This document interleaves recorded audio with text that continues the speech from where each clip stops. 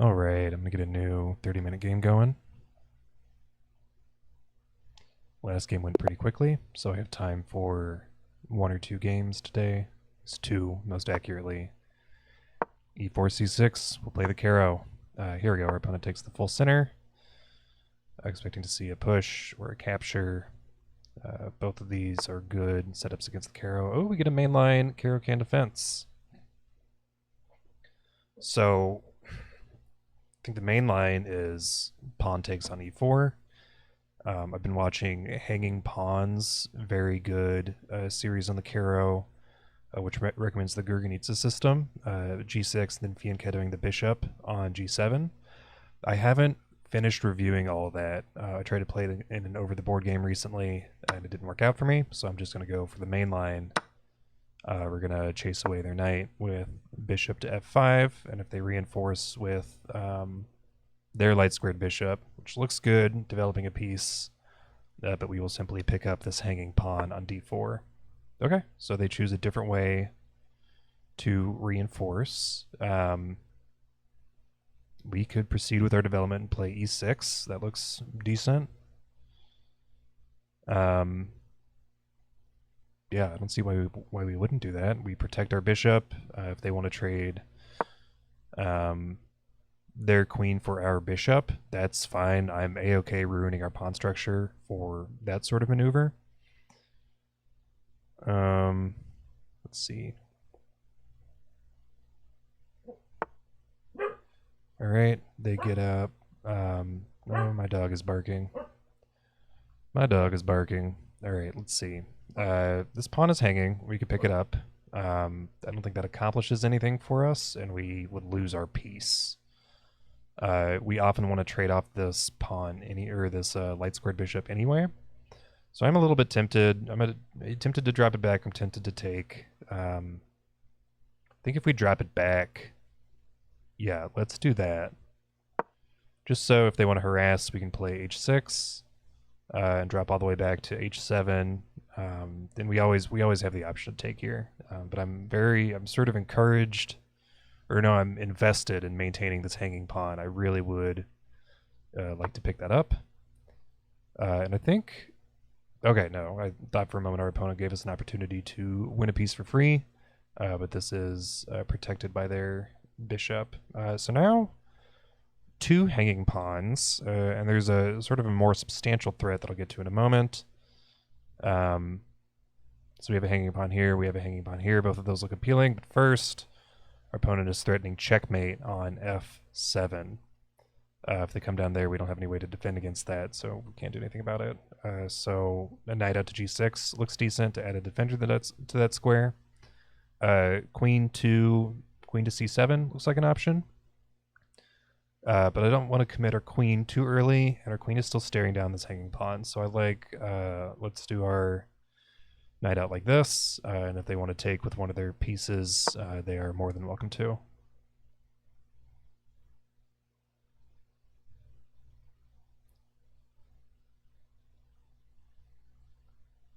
I think we've got a pretty exciting game here, pretty dynamic.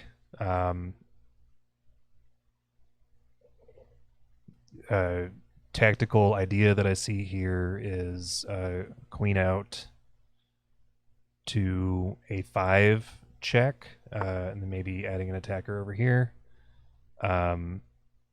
They get their bishop out. Maybe, I don't know, maybe they're trying to attack our knight or something.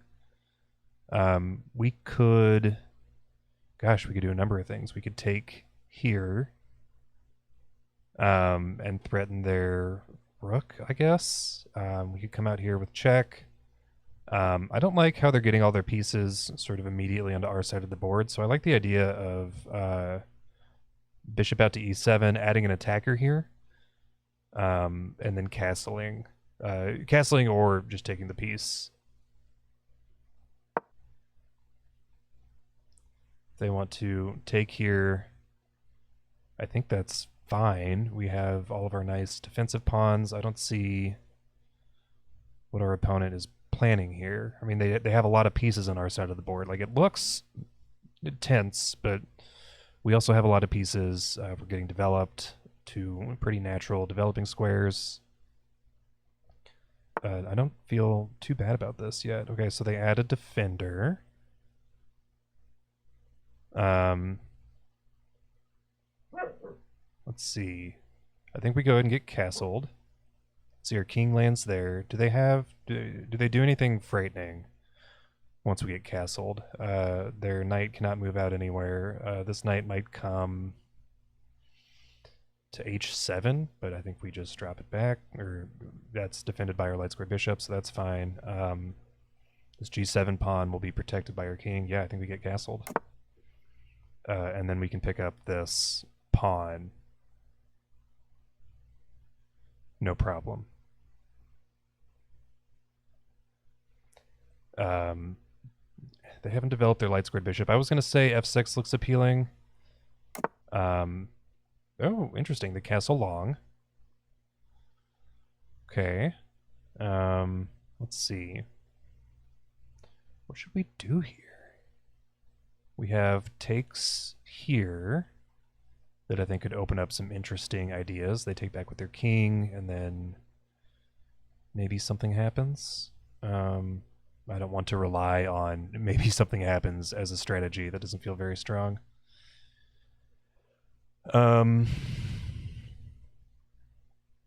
Takes.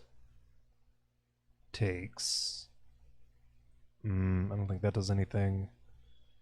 Get a knight out somehow over this way. Seems like a lot of work to do. Honestly, getting our knight out doesn't seem too bad, and I think it's just a question of where to put it. So up like this looks like a lot of work, but then we potentially have bishop takes on c2, removing this defender. We also potentially have knight takes on a2. Yeah, both of those look good. And then knight out this way, I think, is a little bit less appealing. I don't see as much what the plan is there. I guess we could take on g4, but they can get their rook out and sort of mitigate that. So I think, yeah, knight out to a6. I guess that runs into their light squared bishop. If they want to trade a bishop for a knight, I guess that's going to have to be fine. Okay. They get their light squared bishop out. Now we could take this piece. This is interesting. Queen takes, bishop takes, pawn takes, and then we have the F file open for attacking. Oh, yeah, that's interesting. So takes.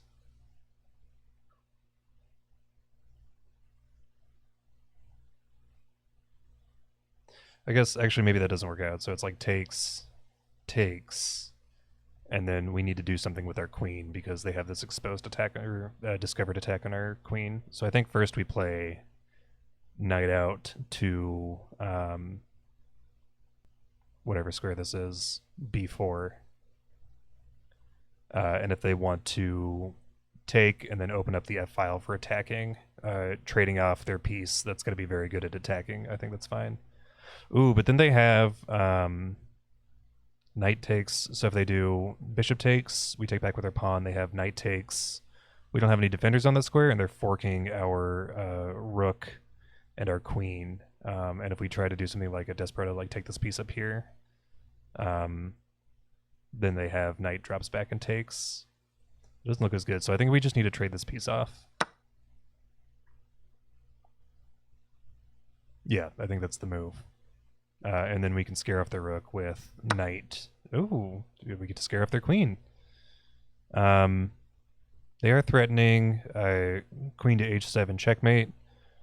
This is something that we were able to snag our opponent with on the last game. This sort of very dangerous combination of a queen and a knight. It's interesting. We don't have a strong way to defend against that. I think g6 is probably the move here. g6 or f5 looks a little bit silly, and it creates that same weakness on e6. So I think just G6 here looks the strongest. My other thought was like bishop takes, but they can either take with their knight, reinforcing the threat, or take with their bishop, forcing her queen to move. So I don't like those as much. Let's do G6.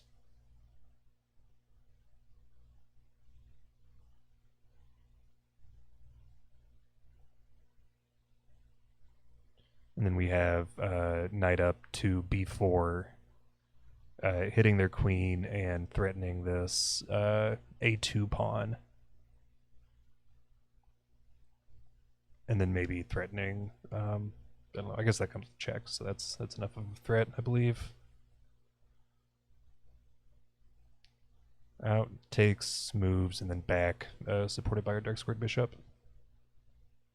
Cool. Alright, we've got a plan.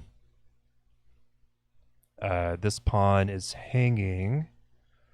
We dropped our knight there because it was protecting the f7 pawn, preventing either their queen or their knight from coming down. I think we can safely move this now, and if we come all the way up to f2, we have this lovely fork of both of their knights and their queens. So actually I think f takes looks a little bit stronger, or knight takes on g4 looks a little bit stronger here. Huge threat, and we move our knight to a slightly more active position. Let's see what our opponent comes up with first. They might find a way to press their attack, which is already fairly strong.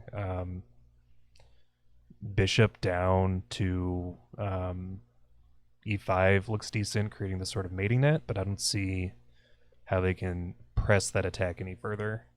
We have this really nice defensive structure in front of our king. It's a little bit weakened since we played g6, but I actually like this for the way our opponent's pieces are arranged right now. So I'm feeling pretty good. Their king is a little bit exposed. Oh, they take... what? They take on e6. I'm not sure I follow this idea. So we can take here. And then maybe they come down and are threatening the same thing again, but then we can take this piece. It's takes with check, and then we're up a piece. So I think, yeah, we capture back. This is an exposed or a discovered attack on their bishop on f4, which is, I guess, not hanging, but it's out there. Oh, it's a discovered attack on our knight here. Very clever. So we're trading knights. Okay, so we take here, they take here. And then we move our rook out of the way somewhere. Where can we move our rook? Maybe up to... just up to f7 looks decent. And then we could look at doubling our rooks at some point down the line. We could also go ahead and play... I guess threaten their queen. No, we need to take this piece because it's threatening our queen and our rook. So we take... They'll take back, and then we'll move our, let's say, rook up to f7. Seems fine. Yep. This feels fine. All right, they get their other rook out, targeting our hanging e6 pawn. I think here we can threaten their queen first, and then find a way to reinforce that pawn in just a moment. And if we are allowed to take their queen, then that comes with a check. And that's very powerful.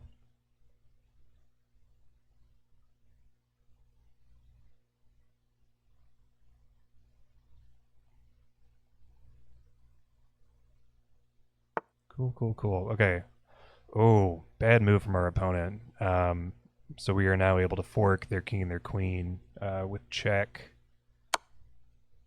Yeah, queen to c3 was not the right move there. So we'll win their queen.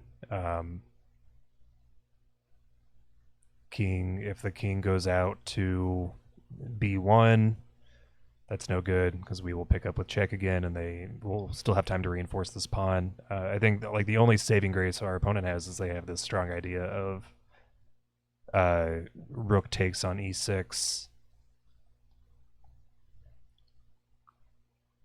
which looks like a decent threat, but I think we're going to be able to make some threats of our own pretty soon here. Yeah, I think that's just not, it's not going to work out for our opponent. They move, it's not the right way to move. We win their queen. We'll take like this. Honestly, do we just press the attack here? We have queen out with check. And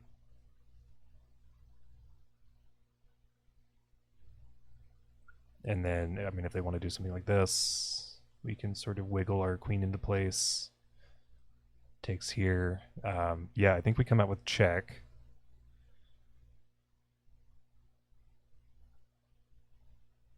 Yeah.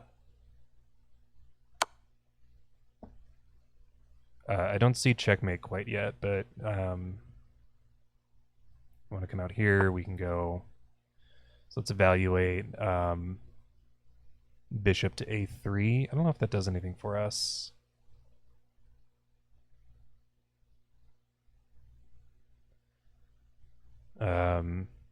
So have bishop here, but that doesn't do anything. Rook takes on f2, is guarded by their knight, so that doesn't work.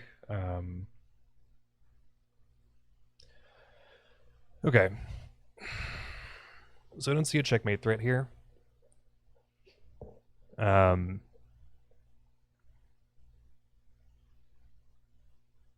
it would be like here, here, rook takes, knight takes.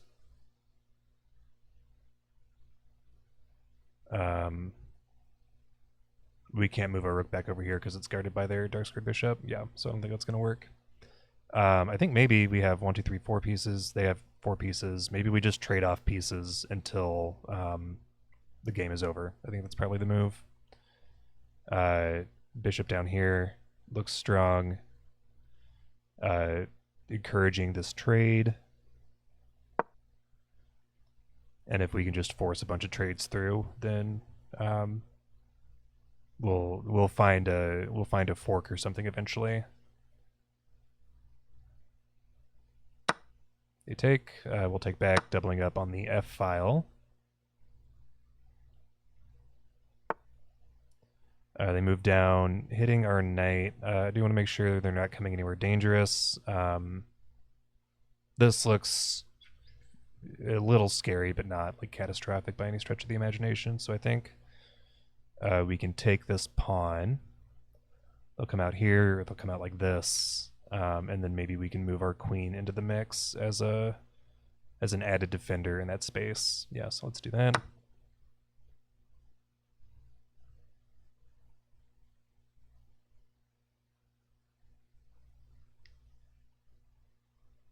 Also looking interesting is rook takes on c2. King takes is forced. Rook comes up to f2, check.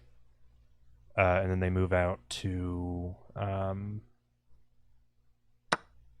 okay, I want to finish evaluating that real quick. So rook takes, king takes is forced still. Yep. Rook up to f2.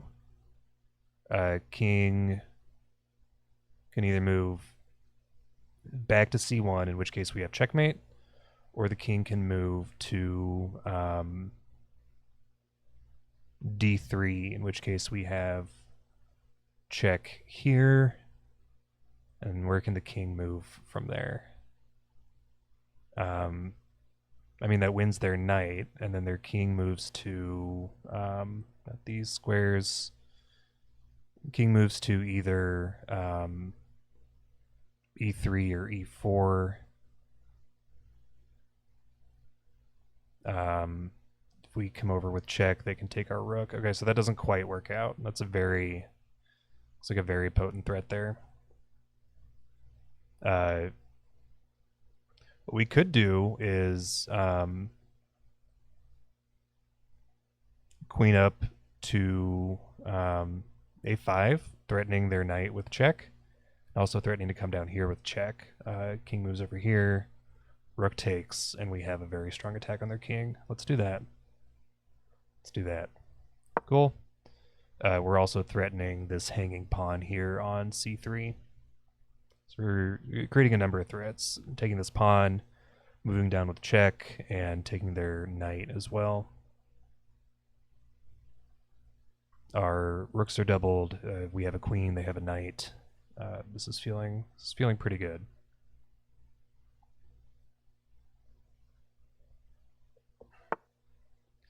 They move their pawn out of the way. I don't think that's gonna do it, so we can pick up this piece. Can we go for checkmate? Queen up to a3. King moves to what is this? b1 is forced. Rook up, pinning the rook to the king. Takes, and then I think takes, is that checkmate? I think that's checkmate. Yeah, because the one escape square would be c2, which they can't move to. We want to get fancy with it. We can get fancy with it once we pick up this piece.